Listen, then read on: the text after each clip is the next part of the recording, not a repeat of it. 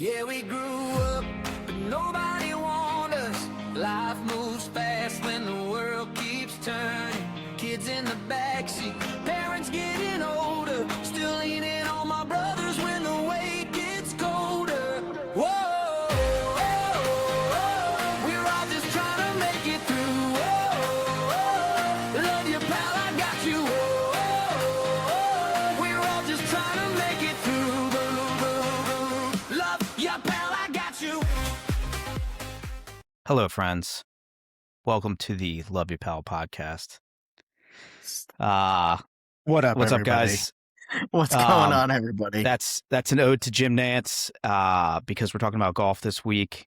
I wanted to bring a little Jim Nance in. And if you don't know the story of Hello Friends, I would suggest that you go and you look it up because learning that story this year was huge and it was very cool. After losing Dad, it was very cool to hear that story. But yeah, welcome to episode 5 of the Love You Pal podcast. Sean, Jay, Mike here with you to talk about the sandwich generation. Tonight we're going to relate the sandwich generation to golf. One of the things that is very near and dear to our hearts and was near and dear to our dad's heart. One of the biggest things in his life. So we're going to talk about our relationship with golf, his relationship with golf, and the life lessons that he taught us through golf, which I'm really excited about. And the reason we're talking about golf this week, it's the Open Championship. So the final round is today because this is dropping on Sunday. It's today. So if you're listening to this early in the morning, make sure you get that golf on the TV and watch the guys spin around the second 9 and see who ends up the major champion. It's best golf tournament because you get to watch it in the morning. It is great. I do like it because when I'm at work, if I catch a run late, I can just go back and turn it on, not go back to sleep. It's a real win. So recapping last week, talking about independence. Hopefully you all enjoyed the independence struggle, kind of the tug of war of independence, and we're still looking for feedback, right? So give us your feedback. Let us know what you want to hear. Let us know your struggles so that we can bring those to you in further episodes. What do you guys got? Anything before we dive into the golf? So independence, just to recap last week, for those parents, like, we're going to be real. So right after our episode dropped last week, I had to yank some independence from one of my kids. He decided to go fishing. As you can guess, it's probably Aiden. And left his bike at the park, went to another friend's house that he wasn't at, watched, died, everything. So he's currently sitting in minimal independence. So like I said, real talk, he went from full independence to minimal independence and is learning how to work his way back. So it's real. It happens. For those of you that might lose your kid out there, I lost mine for an hour and found him. Your nose against the wall for a week. Yeah. No, I just took his bike. Then Jay, you're on vacation, so Yes, I don't know if you can tell from the redness of my face, but someone may have forgot to put sunscreen on the first day, and we're a little crispy. make that decision every once in a while. Yeah, it was a poor choice. I had to spend yesterday out of the You think you sun. would've Got learned. back to the beach today. Got a few more days, which is good. Went with the swim shirt, which is always a smart move. I just went sand swim shirt the first day, and it was a bad move. But yeah, you get a nice base. It's a nice sear. It's like a reverse sear, like Ruth Chris does. Being in the oven afterwards. But yeah, we're surviving. Having fun down at the beach with the kids. Kids are swimming, having a great time. Playing games. We played Risk until like 1 o'clock in the morning last night. It was a blast. Risk. Great game. First time I ever played it. Loved playing the bad guy, ruining everybody else's plan. I was really good at it. So It's kind of like when you play the banker at Monopoly. no, that's why I just take extra money for me. every once in a while. Yeah, embezzlement. So you got to take that $500. All right, so jumping into golf here. What is your guys' first memory of golf in general? Right, doesn't have to be with dad. Just what is your first memory of golf? Being hushed as we watch the Sunday final round, as the guys are on the green putting by dad on TV. Weren't allowed to talk. That's a good one. I forgot about They're that. putting. Everyone quiet. They're putting. And then like Really, we were really, he was asleep. and that was when he was asleep. But yeah, it was one of the first memories, and I tried it on my kids, and they're like, "Dad, it's the TV." Like, but yeah, that's definitely one of my first ones. And then another one is just shagging balls in the front yard with the cutoff clubs. Mine is Massanutten putting green. So learning how to putt on an actual putting green with dad. I mean, there's probably mini golf memories deep in there, but yeah, putting green at Massanutten when we're down there, and late night after we eat, bring the putters, and that putting green that sat right next to that restaurant. I forget what restaurant, but It's changed Yeah. names a bunch of times. Campfire Grill now. I honestly I think it's just dad watching golf on Saturdays and Sundays. That's kind of what I remember early. I mean, I remember going to the club and playing a little bit, but my truly first kind of memories of golf were one, watching golf on weekends with him, and then when he used to go to work, but instead of going to work, he'd go play.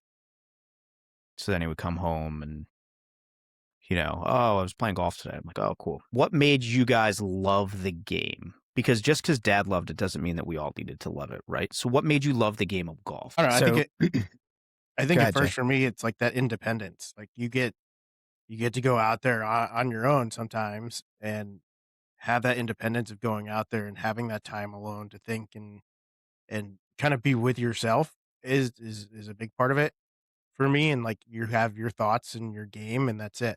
I mean, another part is like, is your first foray into driving, and who doesn't love to drive a golf cart? I mean, it's awesome. Who doesn't? Like, I love driving golf carts now. I'm 41 years old, but I think that it's just the best way to put it is one of the hardest games in the world to play, where you're taking a small ball and trying to hit it into a hole hundreds of yards down the fairway, and you have to be that exact to be able to do it. And it's just there's something about like once you have that first par or that first bogey, even um, the success and the euphoria you feel for it is just something that you can't change. You put a 100-yard shot 2 feet away from the pin. I mean, I still get excited when I do. So for me, I mean, I kind of along the same lines as you, Jay.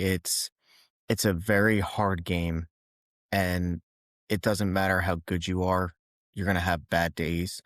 But if you put the work in, you get rewarded. At some point, you get rewarded for your hard work. And for me, it was, being out in the course, especially, it was mainly my love really developed when I was in high school and I started playing competitive and getting rewarded. It wasn't just a recreational sport for me. It was my sport. And going out and spending hours chipping, putting, hitting balls. And then, I remember getting my first eagle on number 6 at Peace Pipe, chipping in, and there's Pat Hill in the background, Coors Light in his hand, watching from the putting green. And, seeing that and feeling, like you said, that euphoria, it's, how hard the game is, and you put in the work and eventually you're rewarded. But it's a true test to patience. And that's where, like, for me, being out there, being, playing against myself. You're not playing against somebody else. You're playing against your own struggles, your own mental game. And it really helped me especially I would say through middle school into high school when I started playing a lot more. Like I said, that's where my love truly developed. It really helped me navigate life, and that's kind of why we're talking about it today. But it helped me navigate life with understanding that hard work and dedication. You get rewarded for. So that's kind of where my love developed. So it's going to sound very cliche. Why I love golf. I love golf because it was a connection with dad. I love the game. I love playing, but for me, it's a lot more social than it is about score. And it took a long time for me to get here. It took a very long time for me to get here. I used to get very frustrated and used to want to play perfectly. But for me now, and even probably in the past 15 years, it's about connection and it's about spending time with people that I truly care about. Because the guys that I play golf with, I don't just play with anyone. I'm very selective. And it's not because I care if you're really good at golf or not. I care that I want to spend 4 hours with you and have conversations with you and sometimes have tough conversations with you in a golf course. So the social aspect is why I truly love the game now because, my two very, very, very good friends, we play golf very regularly, as regular as I can. But it's just getting out with the boys. And that's what we say. We got to get the boys together. We got to get out and we got to play. And having that connection with them, but also having the connection with dad and being able to call dad on a Sunday and be like, hey, are you watching this round? Like, what a round this guy's putting up, or what a shot. Did you see that? And I knew that he was going to be watching. Mhm. And I knew that conversation was going to lead to a 30-minute conversation about everything. And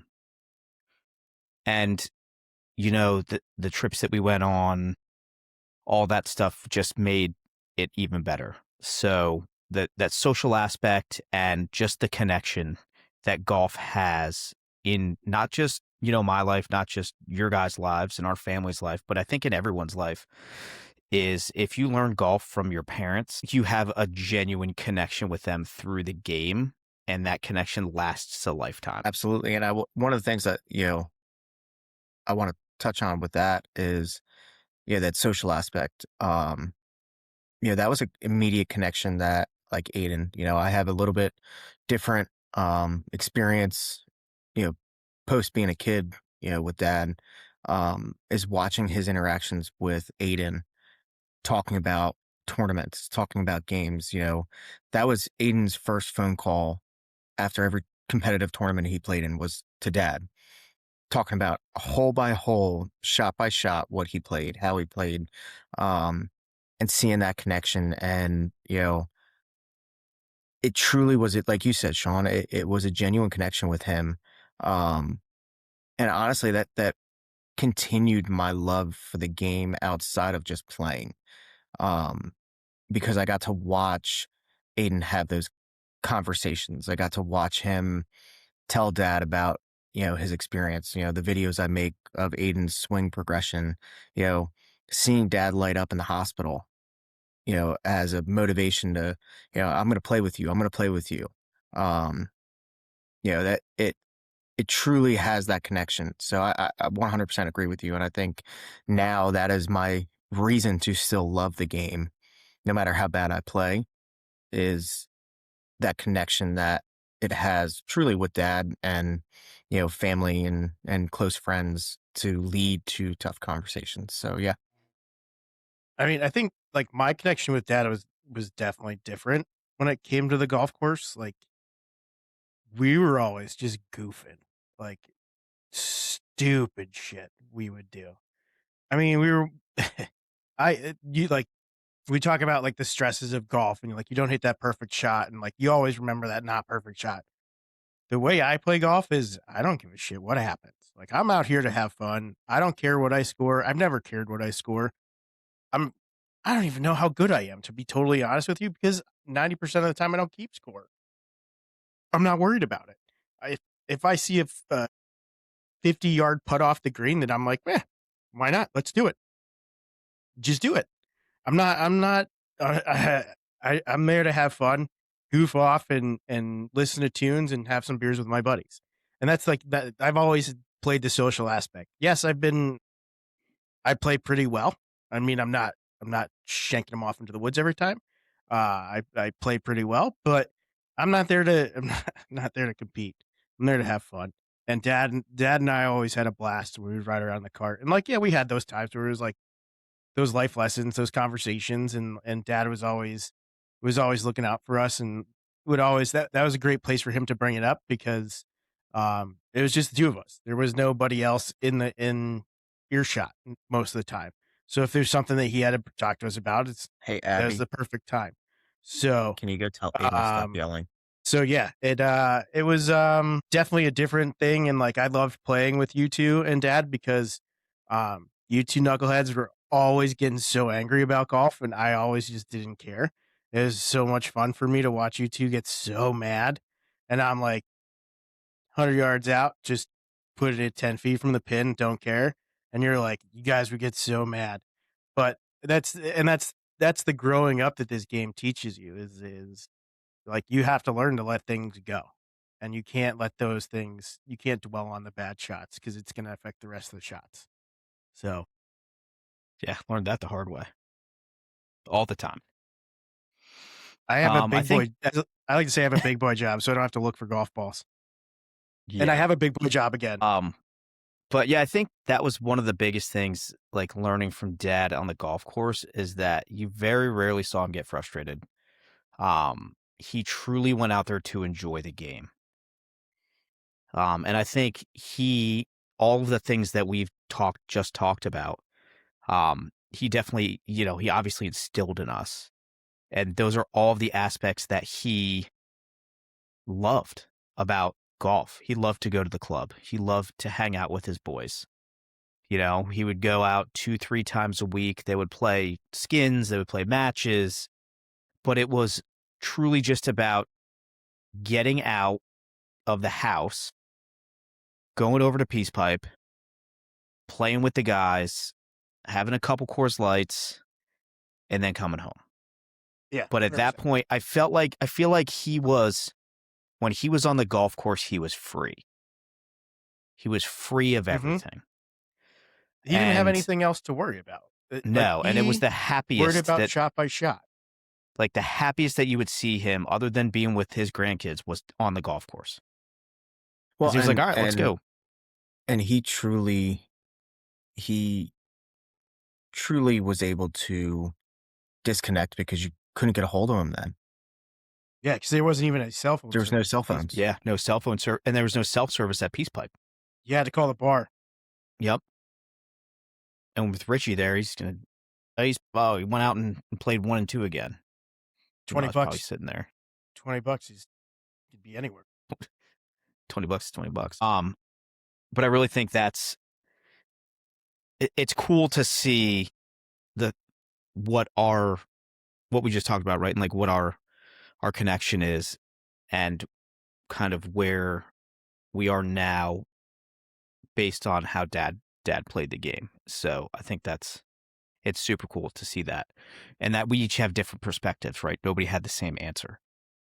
So, Well, I think going back to dad being on the golf course for work, like one of my favorite stories that I tell about my playing golf was my senior year of college. We had our capstone, and Professor Earhart, rest his soul, great dude, awesome professor. It was business management, and me and my buddy decided on Wednesday we weren't going to class. We were going to go play golf because it was a gorgeous spring day. So we went out and played golf, came into class the next day, and he goes, "Where were you guys?" We were like, we were practicing our sales pitches." He goes, "What?" We looked at him, we were like, "We played golf. We're practicing our sales pitches." He goes, "It's a solid answer. Excused absence." And I was like, "You're the man. You're the man, Terry. yeah, Thanks." Terry was a good dude. But And I would say yeah, dad always preached that too. Like, golf is a sport that can carry into your business, into what you do, all of it. It's truly a life sport. It truly is. There's multi-million-dollar deals get done on the golf course. There's, and I think in our professions, right, a lot of times that's where we're the most vulnerable. I know that I've had conversations with my best friends after a hard shift or a hard call, and I've looked at Kate and I've said, you know, I got to go out with the boys because we need this because so and so needs to talk. And the best way for us to do that is whether it's in the winter and it's a golf simulator, whether it's in the summer, spring, summer, fall, and we're out on the golf course, that's where those conversations happen. Because we can be vulnerable in that just in general, right? Us as males are not comfortable being vulnerable. But when we're out with our friends, we're having a good time, we're still competing, but we're still able to drop our guard a little bit and talk about the stuff that really, makes us not sleep at night. I think it's important. So, Absolutely. so looking at life lessons from golf, and I'm sure we each have stories from, all these lessons. We're going to run through a couple of them. The first one is patience. So learning patience from golf. We played with a lot of old people at Peace Pipe, and we had to learn a lot of patience. Absolutely. I think and it's not only that, it's just patience with your own game, right? But yeah, no, I was joking. But yeah, patience with your own But game yeah, we did play. is- Yeah, there were a lot of. patience with your own game it's not like we said earlier, it's not an easy game. It's something that you're gonna step up to. You're gonna grab the club first time at Top Golf or wherever, and you're gonna shank one about 4 yards in front of you and be like, "Why am I doing If you this?" even get it off the mat. Yeah, if you get it off the mat or past the net, and don't fall into the net. But yeah, it's not an easy game to do. Like you're taking a 3-inch club head, hitting a 1.5-inch ball, and you're expecting to hit it 200 to 300 yards. Like you're not kicking a football, you're not shooting a basketball. Like you're trying to hit this itty bitty tiny ball down straight. You have to hit it straight. Like you can't fly that into Jeremy's house like Michael used to. Cool. The amount of windows. Ooh. Until they put that another net up. Still broke Yeah. a window. I think Michael patience is should have funny been because sponsored. Go. Michael should have been sponsored by Home Depot. Window Anderson. replacement. Anderson by windows. Anderson. Yeah. It's funny because Jack and I played on Friday, and watching him play, he's not the most patient individual, as you guys know. He's like whatever that commercial is. It's my money and I need it now, right? Whatever it is, it's I need it now. Yeah. But seeing him on the golf course, he's so patient. Like he'll swing and miss. I'm like, oh, swing and miss, and then he'll hit it. Oh, that wasn't that great of a shot. I'm like, oh, it was a decent one, son. Like you're good. And then you walk up and you tee it up again, swing and miss. It was the most patient I've ever seen him. And like thinking back on it, and that now thinking of it now, talking about this, I can see that he's changing from being that impatient individual sitting in the house, I'm bored, or I want you to get me this, or, why isn't this working, to taking that extra second and being like, oh, okay, maybe I don't need this right now, or I'm not going to get mad at this. I'm going to let this go. So seeing that is super encouraging, and knowing that Dad taught me patience on the golf course, because that's where I learned patience. And then me teaching Jack patience, it's an awesome progression to see.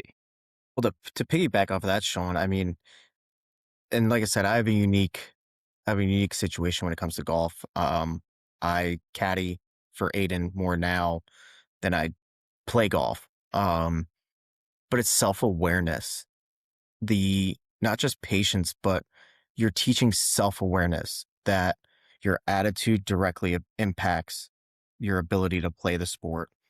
Whether you're happy, sad, angry, your attitude and your mental state directly impacts your performance on the golf course. So if you're not self-aware of that, and that was one of the hardest things that, I had to teach Aiden coming into competitive golf, but in general, in teaching him the game was you're not going to hit the ball perfect every time, no matter how many times you practice. Nope. And you can't get mad at one bad shot.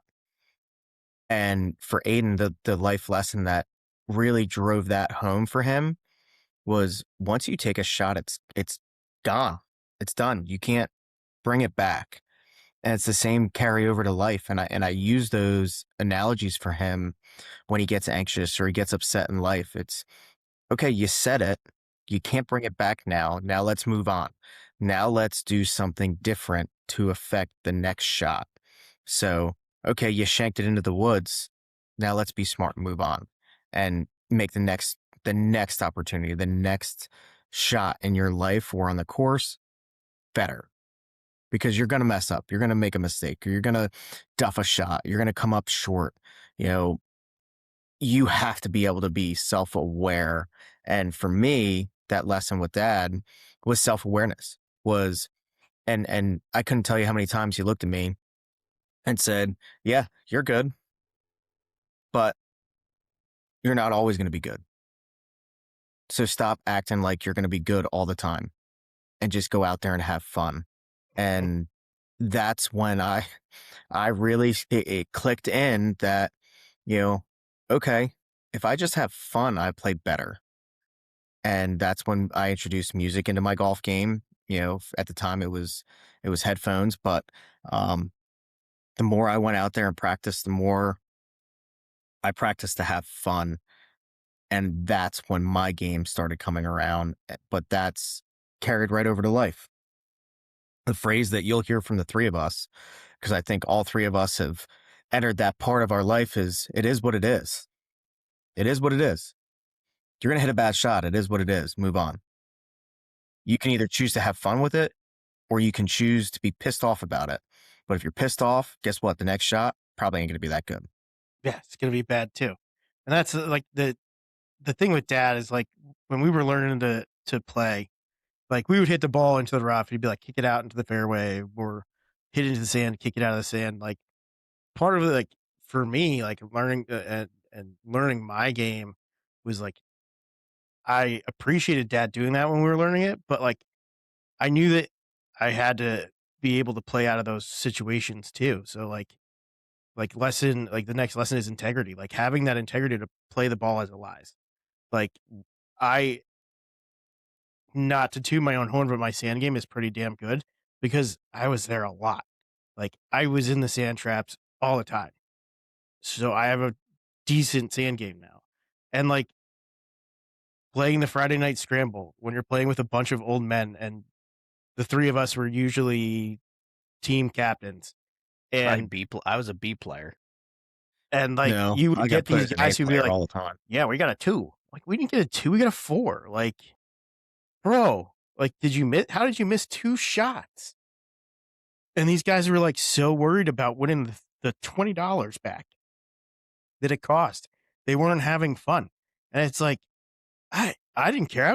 I had a blast because I was playing with a bunch of old guys who most of the time were hammered. And the stories that they would tell you, you can't make up. And the quote unquote life lessons they would give you. I wasn't allowed to win in the scramble. Pat literally paired me up with the worst people. Yeah. Well, and it was the best part of the scramble was like you felt like you were part of the club, right? Right. Like we were belonging to the club, but like we felt like we were one of the guys. Right. Because especially like leading the team, like you were like, this is I would schedule his ball. We would be at work or somewhere, and Dad would call you and be like, "Hey, you want to play the scramble?" And I'm like, "Yeah." He's like, "All right, I'm going to call the pro shop and let them know you're in." That's how it was. We would play, so he bought dinner. Well, yeah, exactly. But until you worked at the pro shop, and then you had to cut your hours short to play in the scramble. Well, that was you. You're because you're an idiot and you worked the golf course. I used to charge. You know what? At the end of the day, I would clear my schedule to play golf 9 holes with a bunch of old people every Friday. Literally. Yeah, we weren't hanging out with friends. Most people our age, most people our age, ARP gang, are going out to the club or to the bar or like pre-gaming. We're at Peace Pipe and we're like, Yep. Oh, shit, I got to play with Harold tonight.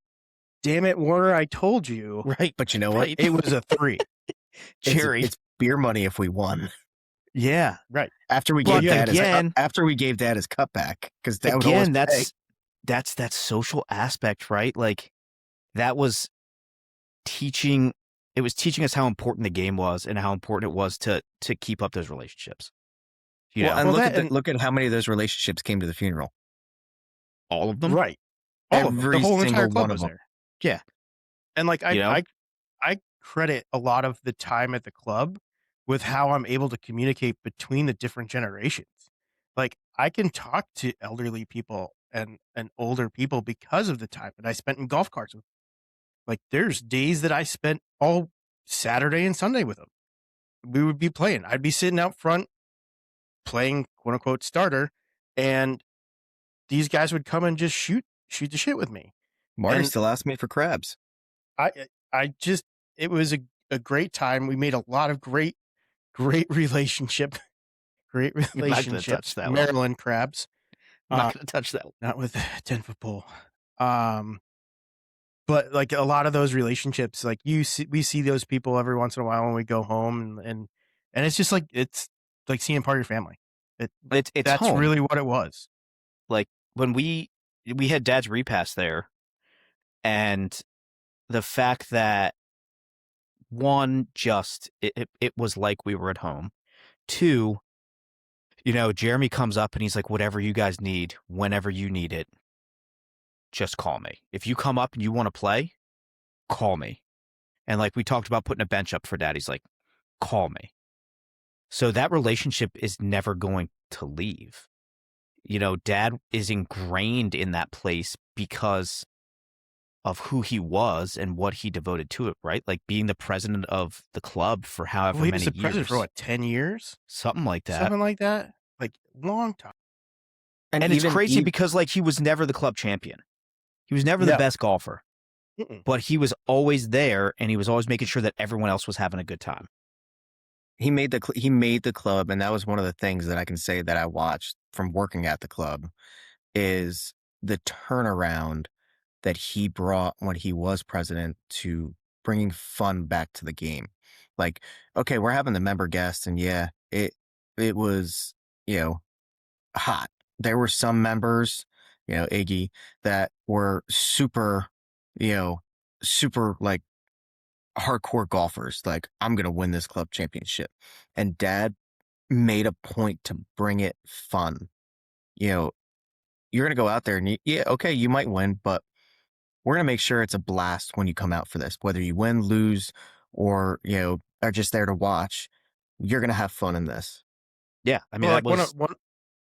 one of my favorite pictures is when he brought all those like the luau and all that stuff to the club, like the after hours parties. And one of my favorite pictures I have is it's him playing like whatever the pitching game into like a blow up target, and Riley is there shit like shagging balls for him, and Jake's sitting there in the stroller because he was only probably a year old, not even, watching him chip. And like that's just one of my favorite pictures that I have of him, because like he was in his element. He's there in his brown bass loafers, his boat shoes, with his Hawaiian shirt on and his khaki shorts, and he was just in his element. That's just who he was. Like he was at the club. He would go, like he'd play his round, he'd go to the car, kick off his golf shoes and put on his bass loafers, his outside of the house bass boat shoes. Those were his good boat shoes. Those were his going out boat shoes. They were also not the clearance ones that were like baby. They were like pale white that he used to wear around the house. Like those are weird. Definitely a clearance item. But that was just him. Like that was him. And he would go into the bar, he'd have only 2 beers, and he would come home. It's always 2 beers. Only 2 beers. Only 2 beers. Didn't matter how many he had. We learned later that he only bought 2 beers. Right. That's where it came from. Yeah. He only 2 had beers. 2 beers. Yeah. But yeah, that's big family. So we're talking about fun, right? So Sean, I'm going to throw this to you, this question. Resilience. Yeah. When So was the first time you learned from dad about resilience when you have a blow up hole? how about a blow up round? So this story sticks with me more now than it did previously because just maturing and being an adult. So when we were younger, we vacationed to Bermuda a couple times, and I think this was the first cruise we ever went on to Bermuda. Was when we went out and we'd try to make it a point to play golf when we were on vacation, whether we were at a timeshare or on the cruise. We went to Bermuda, and Dad's like, "We're going to play Port Royal." Port Royal is a pretty prestigious golf course in Bermuda, probably the number one golf course in Bermuda. And I'm like, "Cool, this is great. We're going to go out there." And I was what, 19? No, I was Yeah, younger than because that. No because way. that was If it that was was the the trip. first one, That was the trip that we. It I might have think been you the were second just one. 18 It because might have that been the was the second one. trip guess we is it played was the golf. second one. We played golf, came back to the boat, and then me and you got to go to the beach on our own, and you That's right. got to order a So it beer. was the second one. It was the second one. Um, so Dad sets us up. We get off the ship. Um, we go play golf, and we start playing. This course is absolutely beautiful. It's on the water. The Atlantic Ocean there, just gorgeous turquoise blue water. And I am having the worst round of my life. Just terrible. And I am angry. That's like the understatement of the year. So I'm hitting balls all over the place. And Michael reminded me that he was probably having one of the best rounds of his life, which probably Yes, made me even yes, I more was. angry, right? But I remember distinctly Dad being like, "Stop getting mad. Like, look where you are. Look at the views. You may never play this golf course again. Like, stop getting mad." And I remember being on that par 3 overlooking the ocean. Like, it's their signature hole. That was the one I stuck it like 3 feet from. Yeah, the and I shanked it probably into the ocean. I just couldn't shake it. But now, looking back on it, I'm like, man, I wish I would have enjoyed that round more. I wish I wouldn't have pressed. I wish I wouldn't have taken it so seriously and just went out there and played golf.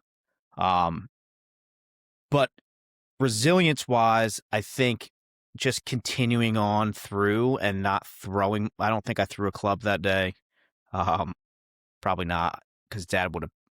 He probably would have locked me in the room for the rest of the cruise. only happened once. Um, With I've only Dad thrown my present. club at somebody Yeah. as a joke. yeah, with Dad not present, it might have been a couple times, but yeah, resilience-wise, just continuing on with that round, right? And that's any round that we play now where I'm, not playing well. I play golf with most of the time with Michael and then our two buddies who are sticks. They are very good golfers, and I am not as good as they are. So it's very frustrating for me sometimes. But again, being out there with the boys, that's all I care about. I don't get as angry as I used to anymore. And Michael can attest to that because, we've played a lot of golf in the past couple of years. I don't know that I've blown up a lot just No. because I really enjoy the social aspect. That's why I'm there. I'm there to be the fun guy. And really to kind of touch on that. So Sean's right. Like when we, Sean and I, as we've explained in the past, we still live close to each other on the Eastern Shore, and when we can play, it's usually every couple of weeks. One of us sends a message and, hey, you want to play? But he introduced me to on a different level to two of his buddies, and they're excellent golfers. But that social aspect, that friendship blossomed with Sean's friends. They weren't my friends. To outside of golf, at golf, whether it's a golf trip that we're on or just a random round that, now I get a message from them. Hey, we're gonna be at Queenstown Golf Course. Do you want to play? But Sean, those are his friends, and he fostered that through the game. Had it not been for golf, there's no way my phone would go off for them to play with me. So yeah, but no, you haven't had even Pinehurst when you were hungover. That was a tough round too, boy. That was, and I didn't Round we get, I had a wasn't walk angry. too. Yeah, No, I dressed like Phil you. Mickelson in all black. What an idiot. I will say, if you want to compare that round to Port Royal, at one point I think we were on what 14, 13 or 14. We turned around when we took the picture, and you said it. You said, "Look where we are," and you took in the fact that we were playing the U.S. Open course 6 months before the pros were going to play that exact same course. And you were there. Didn't matter how hungover you were. Didn't matter how bad you played. You were truly there to enjoy the experience over the game. Yeah, yeah. I was very hungover, and I played very poorly. Just so we're clear. Jay, what about you? Resilience ever pop up I in your mean, brain? for me, I think the resilience was different because for me it was not blowing up after a bad hole or a bad round. For me, it was trying to get through the round. I mean, there was a lot of times where with my back problems and my leg and hip problems, where it was like it would get painful and it was just not fun anymore. Like I love the game and I will play the game until I die, but like it got to the point where it was just painful and not fun. And So, for me, it was so, trying to push through that pain level to get to be able to complete the round. so to touch on that, I don't know if you remember this. When you wanted to get back into playing, because you took a fairly decent break, because it was painful for you. Um, one of the things you said to me when you wanted to go back out when I was working at the course was, and I don't know if you remember saying it. Uh, I want to learn to at least play good enough because I want to come out with you, Dad, and Sean. And that was one of the big reasons you wanted to get back into playing when Yeah, we I were mean, younger. there's like when we were younger, like you guys talk about Port Royal, like I didn't play that. I think I was in a glass bottom kayak with mom somewhere in Bermuda. Like Yeah, I didn't probably. go out and play those courses. I didn't get to play those courses. So part of me is like just bummed that I missed it, but like I also had that time with mom, which was great. But um it's like I would have loved to have those memories of those courses with dad, but like when I look back at it, like I'm not upset that I didn't have them because like dad and I had more time later in life on the course. Like dad and I got to play in the PBA every year. We played in the PBA together, and like that's something I love doing with him. Like it was me and him, and like there's years that you guys couldn't come up that it was just me and him, or it was the four of us. Um, and like that was time that I really cherished with him. Um, and like those were the times that I look back and I'm like, oh yeah, like you guys have Port Royal, but I have like the PBA. Where we're shotgunning Coors Lights at 8 a.m. after we're doing mimosas or Bloody Marys, like crushing a donut and then going out to number 9 and at the knoll and trying to hit a golf ball and like yelling at the other guys obscenities across the course because that's just how it was. I think that that's one of like my big things with dad and golf is those times, like the fun and like I said, like dad and I was never going to be a professional golfer. I was decent, like never really wanted to play professionally. But the times that I had with him, it was like we were goofing off. Like one of my favorite memories is like we played the member guest together and it was pouring rain. It was the worst possible conditions you could play at Peace Pipe ever. Because that the course flooded and like we were probably like 30 minutes away from a flash flood and taking out the entire golf course. But like had a blast because it was pouring rain. We didn't care. So we're more worried about keeping the beers cold. Mm-hmm. So my resilience with Dad, and you're gonna laugh at this one, is the resilience to hold your bowels until you can make it to the halfway house. Mm, I think we've all had that situation. yes. So Dad, it was inevitable if we were at a golf outing and there was a Bloody Mary, breakfast sandwich or a donut, and a coffee, by hole 6, he was like, we gotta pick this up. That's giving him we some gotta pick this. time. We gotta pick this up. The 6 hole's a lot. That's good. It's usually It's 3. 2 Yeah, foot I was putt. gonna Pick it say, up. like, We're good. That's good. The third hole, he was usually looking for a porta potty. Man, I got a good Yeah, story about that. Yeah. So I got a really good story about that's that I when we're mean done. that's my takeaway with the Brazilians is like, back to that mind over body. Like he truly there was, and he taught you, always keep an extra pair of socks and underwear in your. He also kept a roll of toilet paper in his golf bag. Roll shit tickets in there. Yeah, no, I have a similar story, but it was not Dad, it was me. From when we went to the Outer Banks. Yeah, so we went to we would go to the Outer Banks. Once we were in college, Dad allowed us to go on a golf trip with him to the Outer Nice. Banks. It was us. It was just us. Started with me and him, then me and Jay and him, then Stop me and Mike knocking. and him. And it was I'll be out in a minute. some of the most cherished memories that I have with him is going to the Outer Banks. So it's the first year that we're there. Me and him, we went to the grocery store, 2 grown adults, and what did we buy? $100 worth of just junk. Chips. Oh, these are 2 for 1. We got to buy 2 bags. Oh, cookies, 2 for 1. We got to buy 2 bags. We didn't get any like real food, just a bunch of junk. So we go over and we play a course called The Point, which is just on the other side of the bridge. And we play the front 9, and then there's this massive thunderstorm that comes through. And he's like, let's get some lunch. I'm like, all right, cool. So I forget what he had. I had a Carolina barbecue pulled pork sandwich. That's a bad move. You're not lying. Trust me, I was there. This is a bad So move we get with this out- Morehouse stomach. So this storm passes, and we get out on number 10, and we're playing 10, and it's rumbling, and it's not the storm this time. So we get on the 11 tee, and I look at him, and I'm like, I'm taking the cart. I'll be back.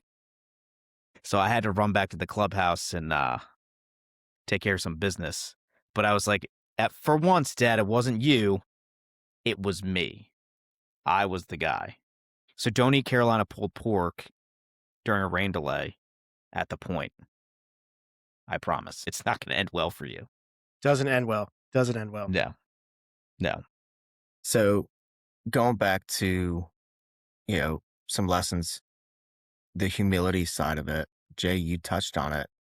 The number one thing that pissed the head off in the golf course was etiquette. And it wasn't golf etiquette, it was manners.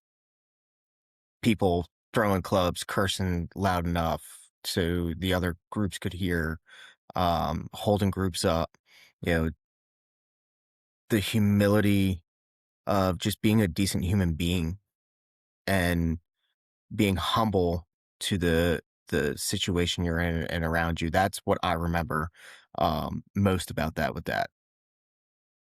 Yeah, I mean, Dad was big about like dress code. Like no matter what, like Peace Pipe was not like your normal golf course where you had to have khakis on, you had to have a polo on, you had to have like nice shoes on. Like there was dudes who'd show up in like cut off jeans. Like we're talking jorts, full on. Like these dudes wore jorts, and like they're 1982 Nikes that they mow the lawn in on Saturdays. Like, but no matter what, when we went to the course, we had to have a polo and khaki shorts or khakis on. And that's just what it was. Like, that was what you wore. Like, you didn't wear your hat backwards when you played. You wore your hat forwards. Like, you got to the 9th hole. You finish the 9th hole, you take your hat off, you shake hands with everybody you played with. Like, that's just the etiquette that, like, he taught us. And, like, that is not just a golf lesson, it's a life lesson. You have to show professionalism and the etiquette and the decency across the board of being a human. And I think also, like Dad, I'm not gonna say he didn't care how he played because he always, he was a little bit competitive. He wanted to play well, but he was more worried about you having a great shot than him having a great shot. Like, we would celebrate our great shots more than he would celebrate his own. Mm-hmm. There's a couple times where, one of the when we went to Pinehurst for the first time, we were playing the first day. It was hot. It was hotter than devil's whatever. Backbone. And I'm in the pine straw and I hit, nobody's watching. And all of a sudden I start screaming and they're like, what? I'm like, I hold out. They're like, no way. I'm like, yeah, hold out. And he was so happy. Like, he was ecstatic for me more than I was ecstatic for myself. And it just showed kind of the person that he was, that he, again, as we've talked about for, 4 episodes, he cared about everyone else before himself. He was the most selfless individual that I have ever known in life. And, I think that we, all 3 of us, carry that on as well. We are very much put everyone before us. And that's, again, in that mental health aspect where sometimes that takes a toll on you. Sometimes you have to prioritize yourself. But humility-wise, like, he was the most humble and most others-centric person that I would ever come across. Well, and that directly impacts the relationship of the people that you are playing golf with. So when you can be in the cart with somebody and they're having a tough time or they're having a bad round and you might not be the best friends with them, you know, having that ability to talk to them and, kind of get their mind off of their bad round so that, yeah, you're worried about yourself on the golf course, but at the same time, you're worried about your car partner. You want to you want to see that they're having a good time, because if they're not having a good time, you're not having a good time. So you're truly encompassing in one sport and one round in 4 hours, focusing on yourself, being a little bit selfish at times, and at the same time being selfless and worrying about your car partner or your playing partners and seeing them succeed as well. And moving into like this last lesson, presence, right? Being present. I think that's essentially what we've talked about for almost the entire episode, right? Like, being present on the golf course. We're not on our phones when we play golf. I'm still not on my phone when I play golf. My phone sits in the cart and I could care less about it. If I'm playing, even if I'm working, right? My phone stays in the cart. I'll check it maybe once or twice. But just being present and being in the moment was something that he definitely taught us, and that I'm trying to instill in my kids now, is put the phone down. Don't worry about taking pictures. Don't worry about taking Snapchats. Nobody needs to know any of this stuff. Just be here and enjoy the moment. Take mental pictures, make memories, because you're never going to be at this place at the same time ever again. Absolutely. And, you know, you tie that presence into, and this is an off the cuff question. And I'm going to throw it out to you guys, carrying into the grief side of things, right? I remember my last round of golf with Dad. Did I know at that time it was going to be my last round of golf with Dad? Absolutely not. But having those lessons that Dad taught about being present where you are at that moment made that round of golf memorable. Because do I want that round of golf to be, I was pissed off because I hit a bad shot? No. I wanted that round of golf to have memory, to truly have a memory of that last round of golf I had with Dad. So, I mean, how about you guys? Do you guys remember that last round? Well, my last loop around Peace Pipe was with him and Jake. So my last Peace Pipe loop was probably 3 years before he died. Right before he had the first real back issues, Jake went out with us and we did a loop around Peace Pipe, did 9. And then I think my last round with him was a PBA. Mm-hmm. And I think the PBA is like it describes Dad to a T. Like That couldn't have been a like better last round to have with him. Dad's the PBA is a golf tournament that the police department has every year as a fundraiser. We've been playing in it since we were in college, in high school or whatever, with Dad, and it's something that I look forward to every year. I still look forward to it every year.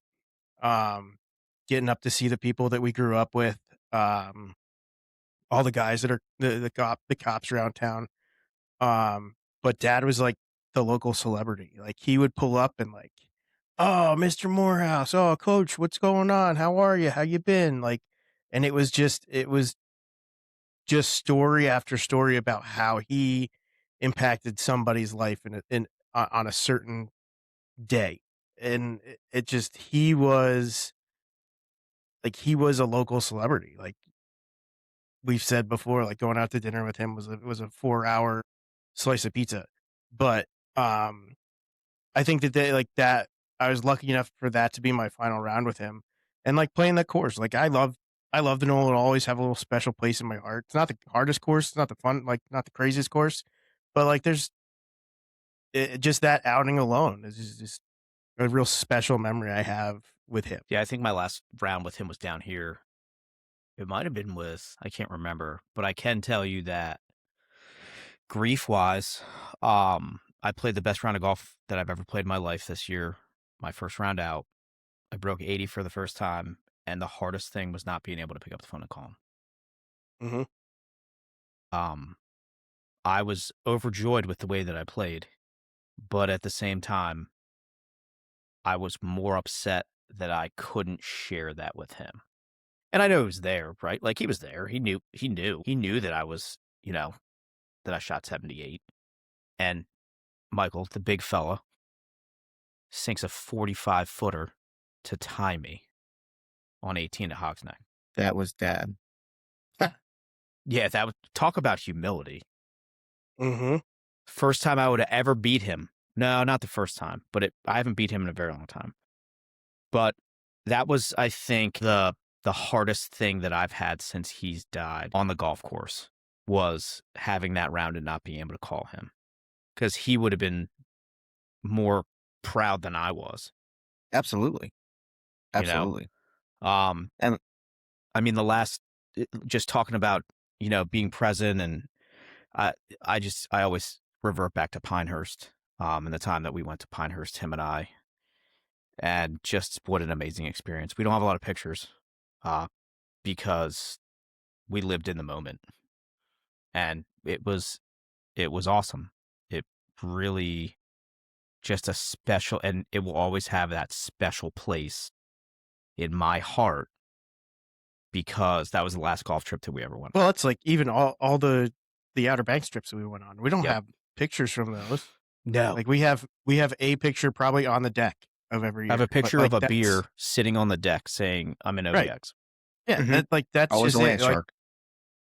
with him, it wasn't about like the memories or the pictures. It was about like just being in the moment and like being there together, the 3 or 4 of us, whoever was down there. Yep. Yeah, that was, and I mean, and I think in that grief, it teaches us to press forward.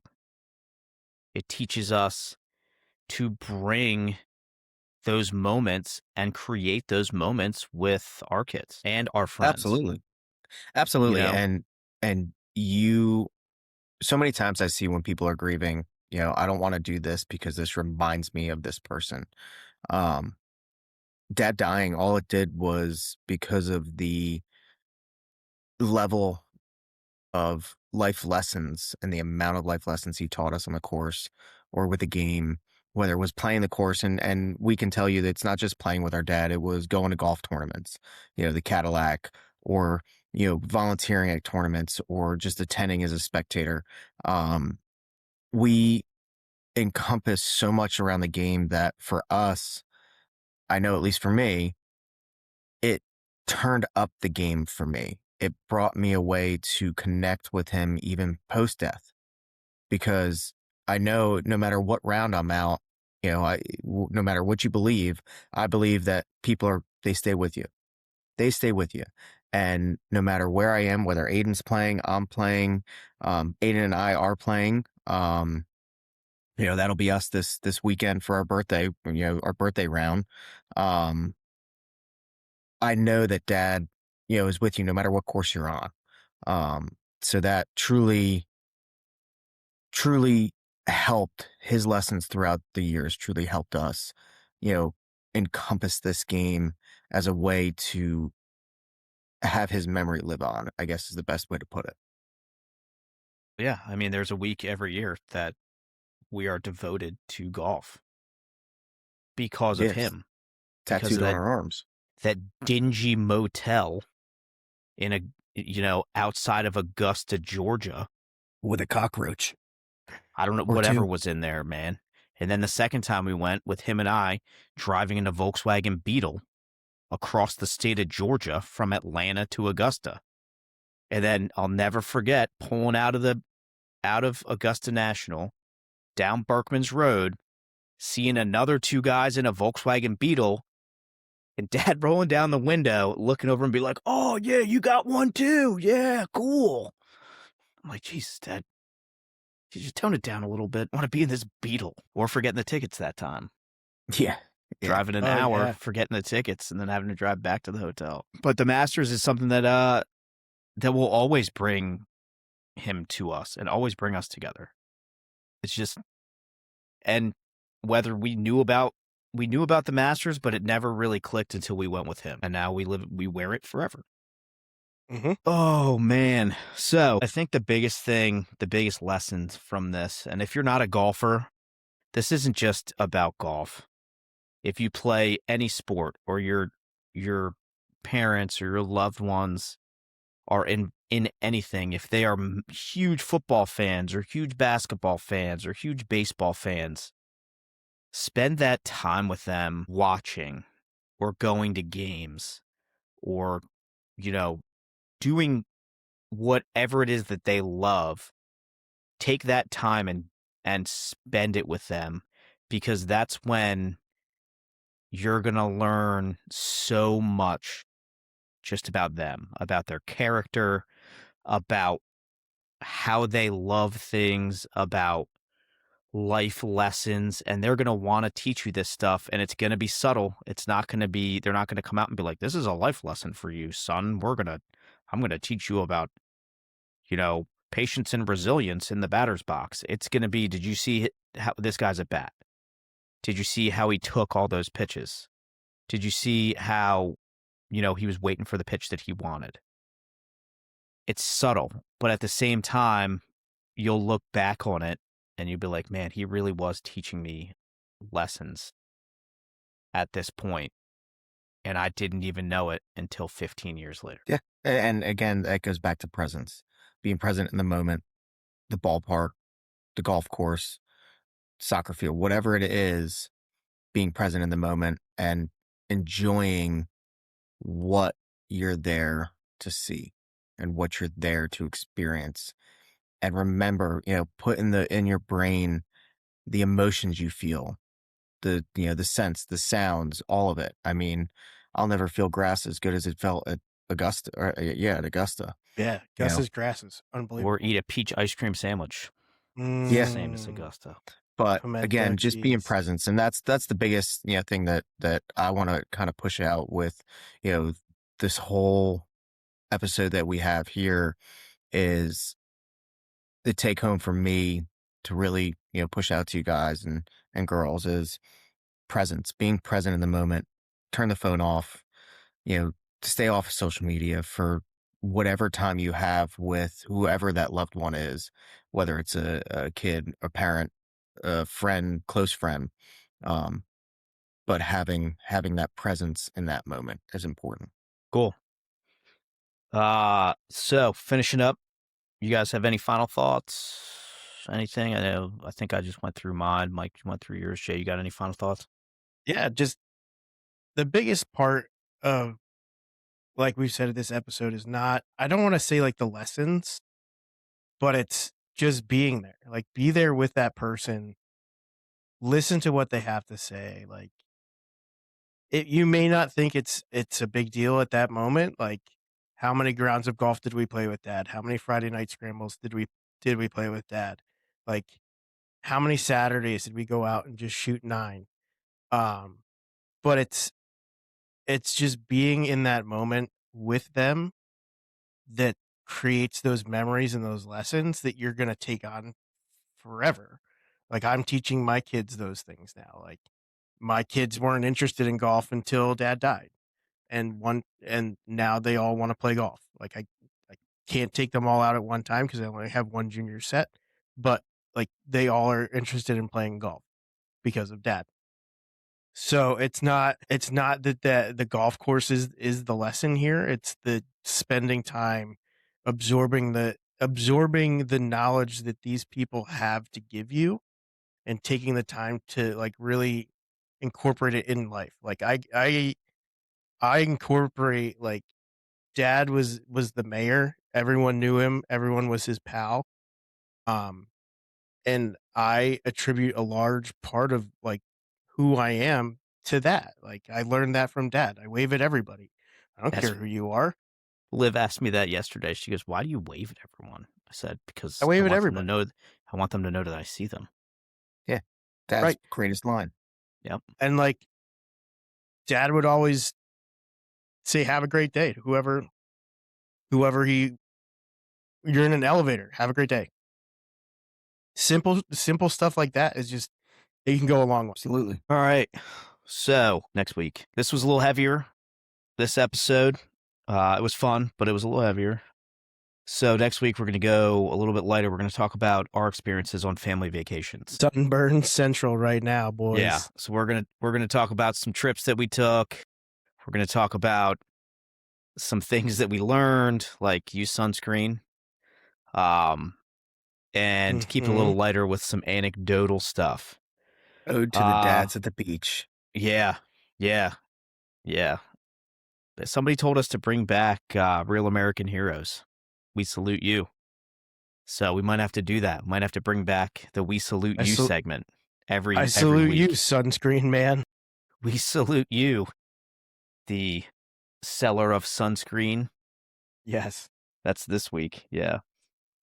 All right. So if you are not following us on the socials, please go find us on Instagram, find us on Facebook, click that follow button, click that subscribe button on Spotify or whatever platform you are listening to us on. Leave a comment, leave a like. If you're so inclined, leave a review, please. We want to hear from you. We want to hear how this is going. Because, again, if it sucks, we need to know so we can change it. So, yeah, like, subscribe. Check out the merch shop. We got some stuff in there if you want to represent the brand. Some Love You Pal hats, T-shirts, sweatshirts. We're going to try to get some stickers up in there for everybody. And, yeah, closing thoughts. Anything else? Hit it straight, boys. Hit it straight. That's it. All right. Well, that's the end. Hit him straight. And as always, love you, pal. Late, pal. Love you, pal. We're all just trying to